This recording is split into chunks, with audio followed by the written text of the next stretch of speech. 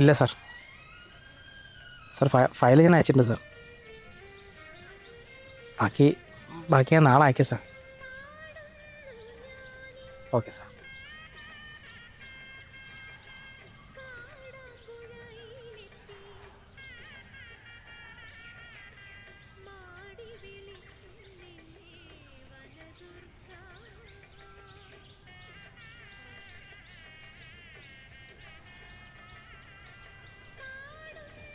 ഇതാ നല്ല ഏലക്കെട്ട ചായ.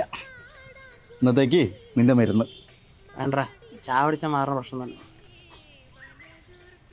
പ്രശ്നം മാറുമെന്നറിയില്ല, പക്ഷെ മനസ്സിനൊരു സുഖം കിട്ടും.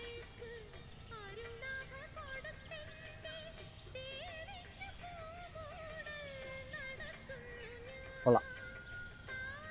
നീ എങ്ങാടാ എപ്പോഴും ഇങ്ങനെ കൂളായിട്ടിരിക്കുന്നത്? ഞാൻ പലപ്പോഴും ചിന്തിക്കാറുണ്ട്, ഞാനൊന്നും ജീവിക്കല്ല, വെറുതെ ഇങ്ങനെ ഓടിക്കൊണ്ടിരിക്കണം. നിനക്ക് ഓർമ്മണ്ടാ കോളേജിൻ്റെ ടെറസിൽ നമ്മൾ ചാടിക്കുമ്പോൾ കണ്ട സ്വപ്നങ്ങൾ?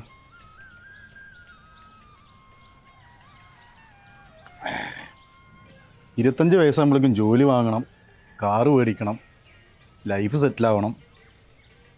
ഓർമ്മയുണ്ട്. അന്ന് കരുതിയത് അവിടെ എത്തിക്കഴിഞ്ഞാൽ സന്തോഷമൊക്കെ തനിയെ വരുന്ന. ഇപ്പം എന്താ, ജോലിയുണ്ട്, ശമ്പളമുണ്ട്, ഉത്തരവാദിത്തങ്ങളുണ്ട്, പക്ഷേ മനസ്സമാധാനം മാത്രമേ അവിടെ നഷ്ടപ്പെട്ട ആള്.